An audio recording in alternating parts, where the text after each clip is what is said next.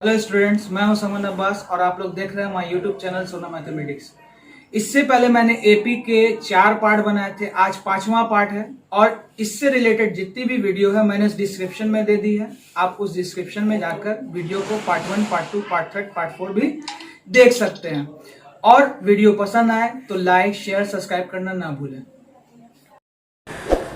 AP का question है, वह एपी निकाले जिसका तीसरा पद 16 है, जिसका तीसरा पद 16 है और सातवां पद पांचवें पद से 12 अधिक है। इससे पहले मैंने एपी के जितने क्वेश्चन बनाए थे, पार्ट 1, पार्ट 2, पार्ट 3, पार्ट 4, आप उन सब पार्ट को देखने के बाद ही इस क्वेश्चन पे अभ्यास करेंगे तो ज्यादा आपके लिए बेटर होगा। चलिए देखिए, क्वेश्चन है तीसरा पद 16 है, तीसरा पद 16 है। तो हमने एपी में सीखा था कि पहला पद ए, अगला होता है ए प्लस डी, उसके बाद होता है ए प्लस 2डी। इसका मतलब तीसरा पद का वैल्यू ए प्लस 2डी। हम इस 2डी को इधर फेंक दे रहे हैं, 16 माइनस 2डी, इक्वेशन फर्स्ट। फिर क्वेश्चन में कह रहा था कि सातवां पद जो है पांचवें पद से 12 अधिक है।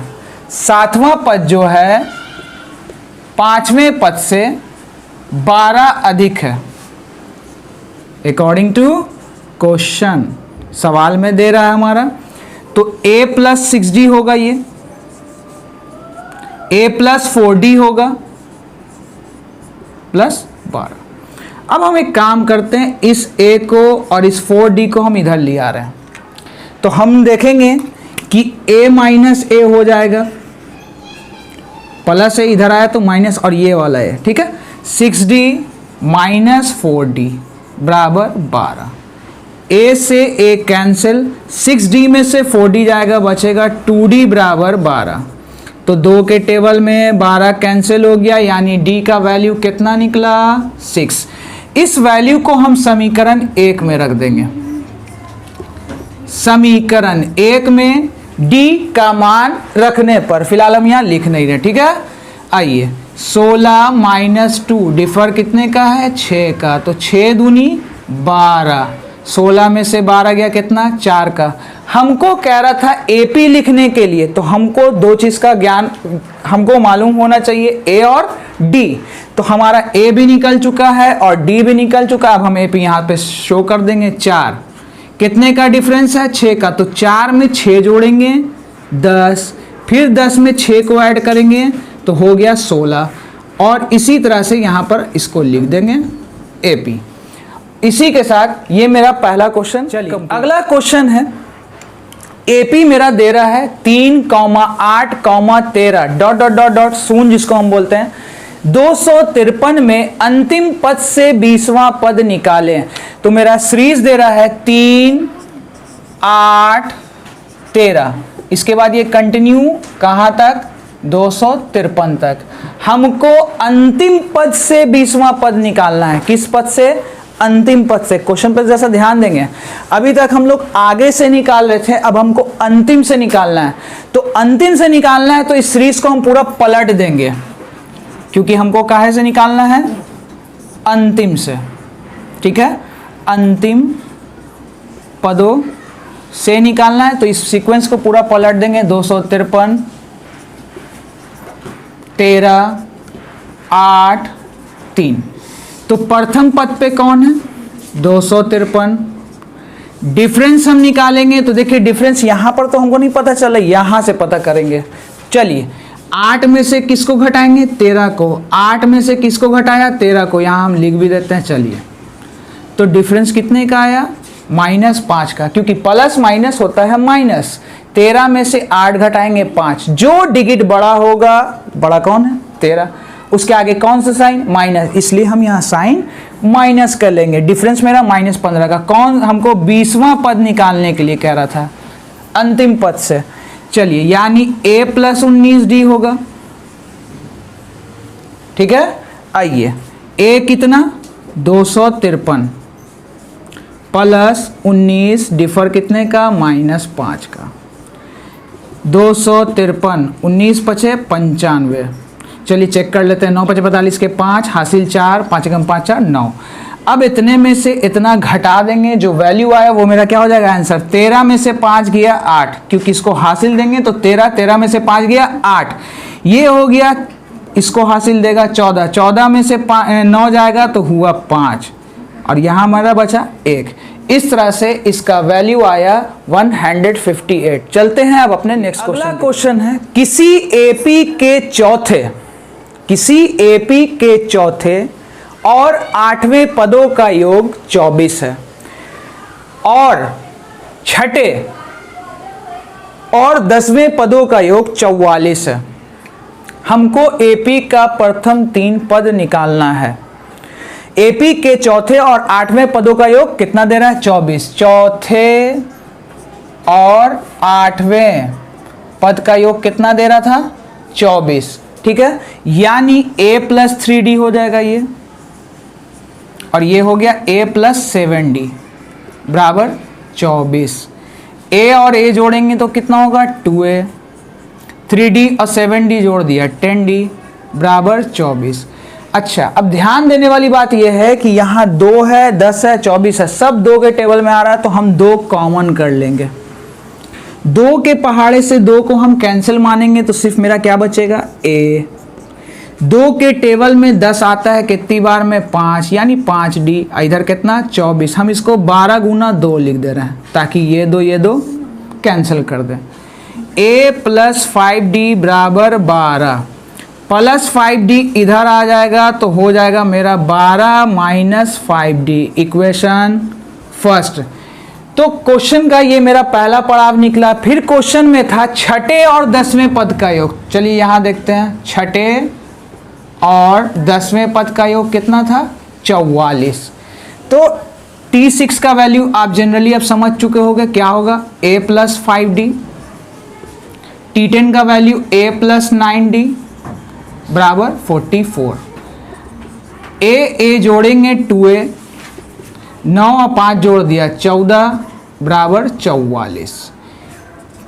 फिर आप देख सकते हैं 2 है, 14 है, 44 किसी टेबल में आ रहा है तो 2 कॉमन किया, 2 से 2 कैंसिल मेरा बचा है, ठीक है। 2 के पहाड़े में 14 कितनी बार में 7 बार में। इसको हम 2 गुना 22 लिख रहे हैं क्योंकि 22 दूनी कितना होता है 44। इसका फायदा ये हुआ कि ये दो हम यहां से कैंसिल कर दिया। a + 7d बराबर 22। अब आप देख सकते हैं a का वैल्यू मैंने कुछ यहां निकाला है। a कितने के बराबर है 12 - 5d। अब हम यहां पे रख दे रहे हैं 12 - 5d + 7d बराबर 22, और यहां पे लिख देंगे समीकरण 1 से। ये वैल्यू कहाँ से निकला 1 से। अब इसी तरह से हम यहाँ पर क्या करेंगे कि अब देख लीजिए 12, 7d में से 5d गया बचा 2d बराबर 22, प्लस 12 इधर आ जाएगा तो हो जाएगा मेरा -12। 2d 22 में से 12 जाएगा कितना बच गया 10, 2 के टेबल में 10 5 बार में। इस तरह से मेरा वैल्यू d का निकला, और अभी हम इसमें इक्वेशन निकालने जाएंगे। तो यहां तक मेरा d का वैल्यू 5 निकला। अब इस वैल्यू को हम रख देंगे 1 में, समीकरण 1 में d का मान रखने पर। चलिए रखते हैं। तो फर्स्ट आप देख लीजिए यहां पे क्या है 12 - 5, डिफर कितने का है 5 का, तो 12 - 25 यानी प्लस माइनस, -5 में से 2 गया 3, 2 में से गया 1, ठीक है। यानी a का वैल्यू कितना निकला -13। a का वैल्यू कितना निकला -13। हमको 3 पद लिखने के लिए कह रहा है, तो चलिए प्रथम पद पे कौन -13, ठीक है। आइए 13 में डिफर कितने का निकल रहा है 5 का, तो -13 में 5 हम ऐड करेंगे तो होगा मेरा -8। चलिए यहाँ पे हम दिखा देते हैं, -13 में हम क्या ऐड कर रहे हैं +5, तो प्लस माइनस -13 में से 5 गया 8, 13 बड़ा था इसलिए साइन काहे का लगेगा माइनस का। फिर -8 में हम 5 को ऐड करेंगे तो हमारा नेक्स्ट टर्म निकलेगा -3, और ये हो गया मेरा आंसर, क्योंकि हमको एपी का प्रथम 3 पद निकालने के लिए कह रहा था। चलते हैं अब अपने नेक्स्ट। अगला क्वेश्चन है, सुब्बा राव ने 1995 में 5,000 रुपए के मासिक वेतन पर कार्य प्रारंभ किया। प्रत्येक वर्ष उसके वेतन में 200 रुपए की वृद्धि हो रही है। हमको बताना है किस वर्ष में उसका वेतन 7,000 रुपया हो जाएगा। तो सुब्बा राव काम जब शुरू करते हैं तो उनको पहली इनकम मिलती है 5,000। जब वो काम में जुड़े थे तो उनकी शुरुआत इनकम हुई थी 5,000 और शर्त रखा गया कि हर साल 200 रुपया बढ़ेगा। तो इसका मतलब अगले साल होगा 5200, फिर 200 और बढ़ेगा तो अगले साल होगा 5400 और एक वक्त ऐसा भी आएगा कि उनकी सैलरी 7,000 रुपया हो गई। तो हमको बताना है किस वर्ष में उनकी सैलरी 7,000 हुई। चलिए तो देखते हैं यहाँ पे। ए मेरा साफ पता है कितना, 5,000 रुपया, ठीक है। डिफरेंस प्रत्येक वर्ष 200 रुपए की वृद्धि हो रही थी, इसलिए डिफर इसका हो जाएगा 200। हमारा लास्ट जाकर कितना हो रहा है, 7,000। आप इसी को an से भी रिप्रेजेंट कर सकते हैं या tn से भी रिप्रेजेंट कर सकते हैं, ये मैंने पहले ही चैप पार्ट में बताया था। तो फिलहाल हम यहाँ पर l ही लेते हैं, ठीक है।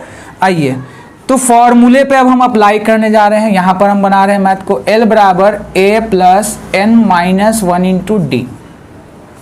l कितना है, 7,000 रख दिया। a कितना है, 5,000 रख दिया। n मालूम नहीं है, डिफर हमको दे रहा है कितना, 200 प्लस 5,000 इधर आ जाएगा माइनस 5,000।